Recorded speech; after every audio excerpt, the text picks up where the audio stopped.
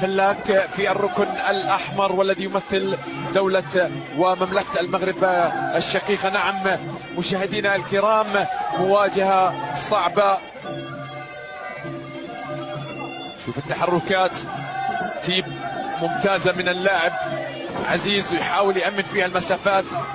هوك يميني كان جميل، ومحاولة من اللاعب أكرم من أيضا التقدم وتوجيه بعض الهجمات. ركلة على مستوى الجسد، قوية الجسد، هذه اللكمات وتقدم من اللاعب المغربي حتى الآن هو الذي يدير النزال لصالحه.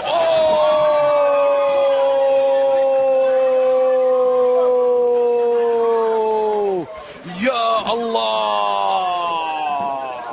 سبينينج باك إلبو. أكرم